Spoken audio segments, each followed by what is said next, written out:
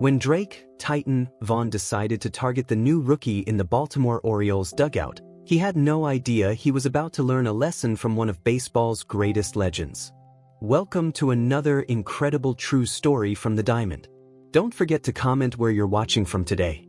Camden Yards stood majestic under the late August sun, its brick facade and green seats a testament to baseball's timeless appeal. The Baltimore Orioles were in the midst of a heated pennant race, every game carrying the weight of postseason dreams. In the home dugout, where the smell of leather gloves and pine tar mixed with decades of baseball tradition, tension was building not from the game, but from something far more personal. Nash "Lightning" Reeves had earned his spot on the roster through raw talent and relentless determination. A shortstop from a small Oklahoma town, his lightning-quick reflexes and natural instincts had caught the organization's attention. But talent alone doesn't guarantee acceptance in the unwritten hierarchy of a major league clubhouse. Cal Ripken Jr., the Iron Man himself, had been watching the situation develop over the past few weeks. His legendary streak of consecutive games played wasn't just about physical endurance, it was about understanding the delicate chemistry of a baseball team. From his corner of the dugout, he observed every interaction, every subtle sign of the storm brewing. Drake Vaughn had established himself as the clubhouse enforcer, his 6 feet 4 inches frame and 40 home runs per season giving weight to his self-appointed role. The veteran slugger had been in the league for 12 years, long enough to believe he had the right to test any rookie who crossed his path. His treatment of Nash had started subtly, small comments, cold shoulders, the kind of things that could be dismissed as typical rookie hazing. But on this particular Wednesday afternoon, with the humidity hanging heavy in the Baltimore air, things were about to cross a line. The Orioles were up 3-1 in the 5th inning when Nash made his first mistake of the day, a throwing error that allowed the opposing team to score. As he returned to the dugout, head down but shoulders square, Drake saw his opportunity. "Nice arm, farm boy." Drake's voice carried just enough edge to cut through the usual dugout chatter. "Maybe you should have stayed in Oklahoma with the corn." The comment drew a few uncomfortable chuckles from younger players who were just happy not to be the target themselves. Kai, Swift, McKnight, manning center field that day, shot a warning glance at Drake. The veteran outfielder had seen enough promising careers damaged by this kind of targeted bullying. But Drake was just getting started, his success at the plate that season making him bolder than usual. Nash took his seat quietly, focusing on analyzing his mistake rather than responding to the taunt. His hands, calloused from thousands of ground balls and batting practice sessions, gripped his glove a little tighter. This was the moment Cal Ripken Jr. began paying even closer attention. Ryder Steelwolf, the team's veteran catcher, could feel the tension building. He'd been behind the plate long enough to know that clubhouse dynamics could make or break a team's season. But before he could intervene, Drake moved in for another verbal jab. "Hey rookie," he called out, loud enough for the entire dugout to hear, "why don't you tell us again how many state championships you won in high school? Because that's really helping us here in the big leagues." The sarcasm dripped from every word, designed to humiliate. Manager Vincent Callahan was engaged with the third base coach, discussing strategy for the next inning, leaving the dugout dynamics to play out on their own. This was the way of baseball, certain things had to be handled by the players themselves. Finn, Thunder, Kane, watching from the bullpen, recognized the pattern. He'd seen Drake break other rookies before, seen promising talents start second-guessing themselves until their natural abilities got buried under a mountain of self-doubt. But this time felt different, mainly because of who else was watching. Cal Ripken Jr. had built his legendary career not just on consistency and skill, but on understanding the game's deeper principles. As Drake continued his verbal assault, Cal's expression remained neutral, but those who knew him best could see the subtle signs of his growing attention to the situation. "Maybe we should start taking bets," Drake continued, encouraging others to join in his fun. "How many more errors before they send you back to AAA? I'm thinking 3 tops." He looked around the dugout, expecting the usual nervous laughter that accompanied his bullying. Nash maintained his composure, but the slight tremor in his hands betrayed the impact of Drake's words. He was living his dream, playing in the major leagues, but dreams can be fragile things when under constant attack. Coach Marcus Blackwood, who had worked with Nash extensively during spring training, watched the scene unfold with growing concern. He knew the rookie's potential, had seen the natural talent that could make him a future star. But he also understood the unwritten rules of baseball. Veterans handled clubhouse matters their own way. As we approach the turning point in this story, take a moment to consider how many talented individuals have been lost to this kind of targeted intimidation. How many dreams have been crushed not by lack of ability, but by the weight of unnecessary cruelty? Share your thoughts in the comments below. The next chapter will reveal how Cal Ripken Jr. chose to handle this situation, setting in motion a series of events that would change not just one rookie's career, but the entire team's dynamic. But for now, the tension in the dugout continued to build. Nash fought to maintain his composure, and baseball's Iron Man prepared to demonstrate why true leadership isn't about intimidation, but about lifting others up when they need it most. Welcome back to our unfolding story at Camden Yards, where a routine game was about to become a lesson in leadership and respect. If you're just joining us, don't forget to comment where you're watching from today. The sixth inning brought with it a shift in both the game and the dugout dynamics. The Baltimore Sun had reached its peak, turning the dugout into a pressure cooker of tension and sweat. Drake, Titan Vaughn, emboldened by Nash's earlier error and the nervous silence of his teammates, decided to escalate his psychological warfare. Cal Ripken Jr., who had played more consecutive games than anyone in baseball history, understood something about pressure that Drake had never grasped. Every one of those 2,632 consecutive games had taught him that baseball wasn't just about physical skills, it was about mental toughness and team unity. Nash Reeves took his position at shortstop, the same position Cal had played for so many years. His movements were still fluid, his natural talent evident in every step, but there was a new tension in his shoulders. Drake's words had found their mark, creating the kind of doubt that could poison even the purest baseball instincts. "Watch this," Drake muttered to Ryder Steelwolf, loud enough for the rookie to hear. "Kid's so nervous now, he'll probably throw it into the stands." The veteran catcher didn't respond, his discomfort with the situation growing with each passing inning. The next play seemed to fulfill Drake's prophecy. A hard grounder took a bad hop, catching Nash by surprise. His throw to first was rushed, sailing high but just barely. Caught by the first baseman. Drake's laughter echoed through the dugout when Nash returned after the inning. "Hey farm boy, they don't have bad hops in Oklahoma?" Drake's voice dripped with mock concern. "Maybe you should go back to throwing bales of hay. Lot less pressure there." The comment drew a few uncomfortable chuckles, but most of the team had grown weary of the constant harassment. Kai, Swift, McKnight, who had taken Nash under his wing during spring training, finally spoke up. "Give it a rest, Drake. Kid's trying to play ball." But this only seemed to fuel Drake's determination to break the rookie's spirit. Trying? Yeah, that's the problem. This isn't high school anymore. This is the show. We don't need people who are trying, we need people who can deliver. Drake's words carried the weight of his 40 home runs and all-star appearances, but they revealed something else, a fundamental misunderstanding of what made a team great. Cal Ripken Jr. shifted slightly in his seat, his movement almost imperceptible but noticed by those who understood what was coming. The Iron Man hadn't earned his nickname just from playing every day. It came from his unwavering commitment to the game's deeper principles. Manager Vincent Callahan, engaged in a heated discussion with the umpires about a questionable call, remained unaware of the drama unfolding in his dugout. Coach Marcus Blackwood caught Cal's eye, a silent understanding passing between the two veterans. Finn, Thunder, Kane, watching from his position in the bullpen, recognized the signs of a rookie beginning to crack under pressure. Nash's body language had changed, his natural confidence being eroded by the constant barrage of criticism and mockery. "You know what I think?" Drake continued, his voice taking on a more aggressive edge. "I think some people just aren't cut out for the majors. Better to figure that out early, right? Save everyone some time." He looked around the dugout, expecting his usual supporters to back him up. But something had changed.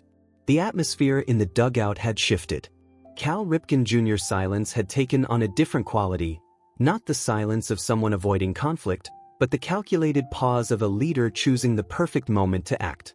Nash fought to maintain his composure, but his hands trembled slightly as he adjusted his cap. The dream of playing Major League Baseball, which had carried him through countless practice sessions and minor league games, was being systematically dismantled by someone who had forgotten what it meant to be a rookie. "Must be nice," Drake pressed on, "having everyone coddle you. Back in my day, rookies had to earn their spot. Had to prove they belonged here." The irony of his words. Nash had already proven himself through his play and work ethic, seemed lost on the veteran slugger. Cal's eyes narrowed slightly, noting how Drake's bullying had evolved from simple hazing into something more malicious. This wasn't about teaching a rookie humility or respect for the game. This was about power and dominance, about one player trying to elevate himself by diminishing another. The game continued, but the real battle wasn't happening on the field. It was taking place in the dugout, where a young player's confidence and potentially his career hung in the balance. Every mistake, no matter how small, became ammunition for Drake's verbal assault. When Nash made a spectacular play in the 7th inning, ranging far to his left to snag a hard grounder and make the throw to first, Drake found a way to twist even that into criticism. "Lucky catch. Real players don't need luck, they need consistency." Ryder Wolf had seen enough. The veteran catcher started to rise from his seat, ready to confront Drake directly, but a subtle gesture from Cal kept him in place. The Iron Man had read the situation perfectly. This moment needed more than just another player stepping in. It needed something that would change the team's culture itself. As we prepare to enter the next phase of this story, consider how many talented individuals in your own life have faced similar challenges. How often does fear of failure, amplified by others' criticism, prevent people from reaching their full potential? Share your thoughts in the comments below. The next chapter will reveal how Cal Ripken Jr. chose to address the situation, using his legendary status not just to defend a rookie, but to teach a lesson about what really makes a baseball team and its players great. But for now, the tension continued to build. Nash fought his internal battle between doubt and determination, and the Iron Man prepared to demonstrate why he was not just a great player, but a true leader of men. As we return to Camden Yards, where the afternoon heat had given way to the golden light of early evening, the tension in the Orioles' dugout had reached its breaking point.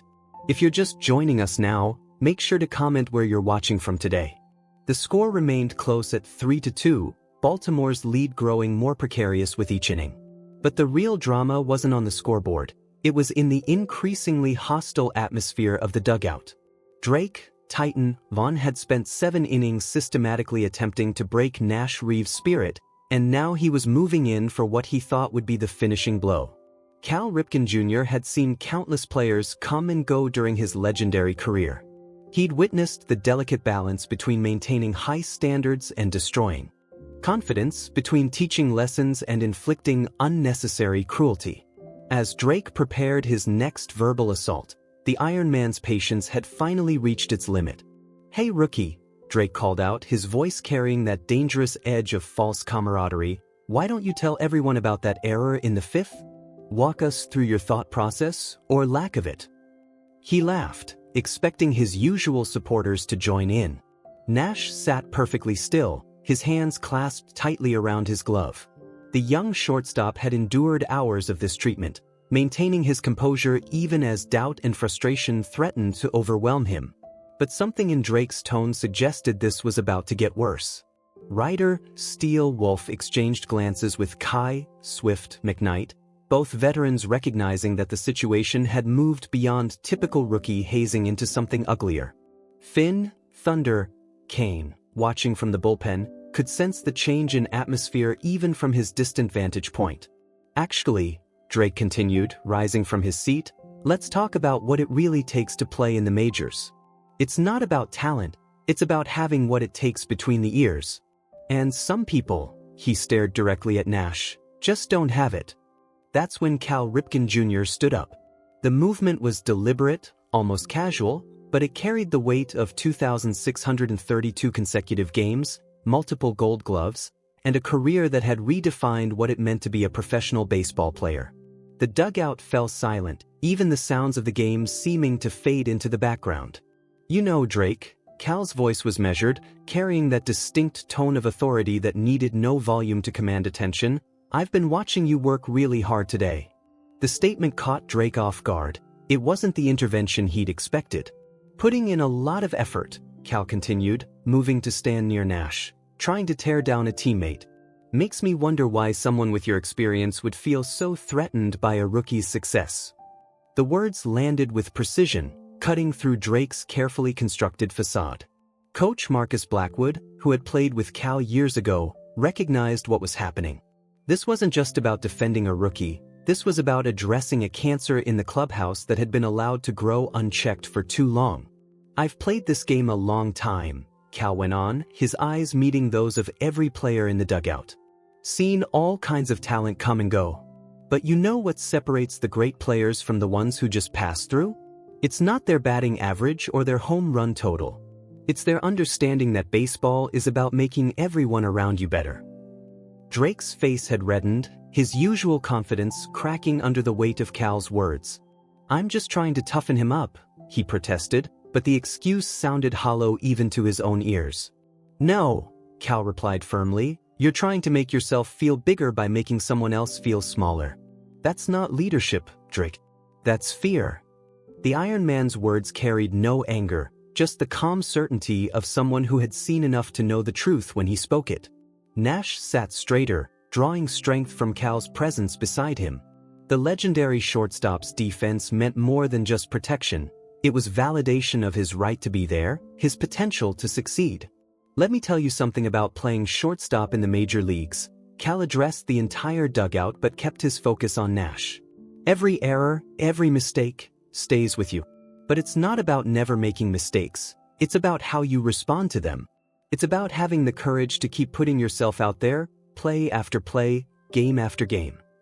The wisdom of 21 seasons in the majors resonated through Cal's words.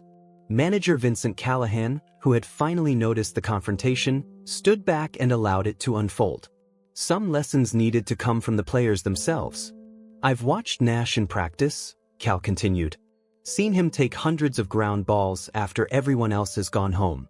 Seen him studying video, working on his footwork, asking questions. That's what this game is about, the willingness to learn, to improve, to face challenges head-on." Drake shifted uncomfortably, aware that the dynamics in the dugout had completely reversed. His power had always come from others' fear or compliance, but against Cal Ripken Jr.'s quiet authority, it held no weight. "You want to talk about what it takes to play in the majors?" Cal's voice took on an edge of steel. "It takes courage to face down a fastball coming at your head. It takes discipline to play through pain. But most of all, it takes character to understand that your true value as a player isn't just in your statistics, it's in how you impact the team around you." As we approach the climax of this confrontation, consider what real strength looks like in your own life. Is it about dominating others or lifting them up? Share your thoughts in the comments below. The next chapter will reveal how this moment changed not just Nash's career, but the entire team's culture. But for now, Cal Ripken Jr. had drawn a line in the sand, demonstrating why he was not just a Hall of Fame player, but a true guardian of baseball's deeper values. Drake stood humbled, Nash sat taller, and the rest of the team witnessed a masterclass in what real leadership looks like. Welcome back to the conclusion of our remarkable story at Camden Yards. If you're just joining us now, don't forget to comment where you're watching from today, as we witness how one baseball legend's intervention changed not just a rookie's career, but an entire team's culture. The Baltimore evening had settled into that perfect baseball twilight, where the stadium lights began to compete with the setting sun.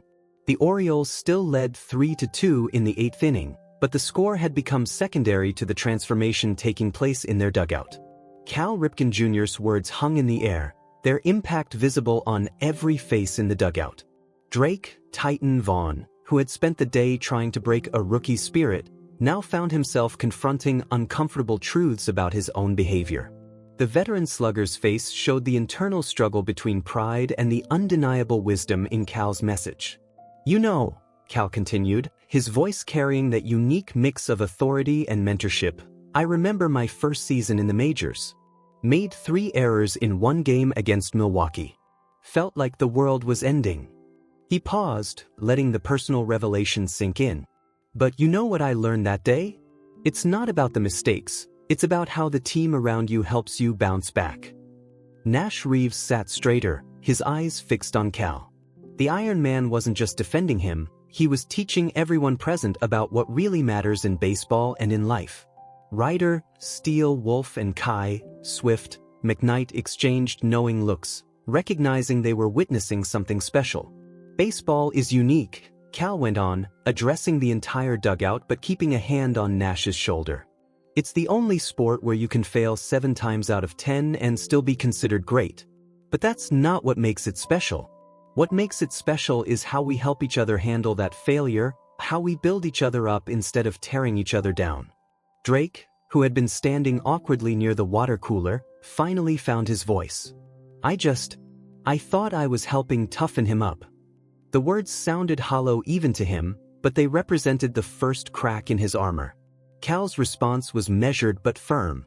Toughness doesn't come from fear or humiliation, Drake. It comes from confidence. From knowing your teammates have your back. From understanding that everyone in this dugout wants you to succeed. He gestured around at the team. Every great player I've known understood that their legacy wasn't just about their stats, it was about how many other players they helped become better. Manager Vincent Callahan, who had been quietly observing, nodded in approval. Coach Marcus Blackwood moved closer, recognizing the rare opportunity to witness a defining moment in team history. Nash, Cal turned to the rookie, show them your hands.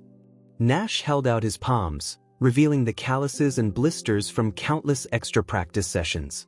These tell me more about your readiness for the majors than any scouting report. They show commitment, dedication, the willingness to put in the work when no one's watching. Finn, Thunder, Kane called from the bullpen. Kids always first at practice, last to leave. Been that way since spring training. Other players began nodding, adding their own observations about Nash's work ethic and attitude. Drake looked down at his own hands, then at Nash's. Something shifted in his expression, recognition, perhaps, of a younger version of himself, before success had hardened him into something he never meant to become. I was wrong, Drake said suddenly, the words seeming to surprise even him. I forgot what it was like. Being the new guy, trying to prove yourself. The admission carried weight, not just because of what he said, but because of how much it must have cost him to say it. Cal nodded approvingly. That's real strength right there, being big enough to admit when you're wrong. The game humbles all of us, sooner or later. The great ones learn from it, grow from it, help others avoid the same mistakes.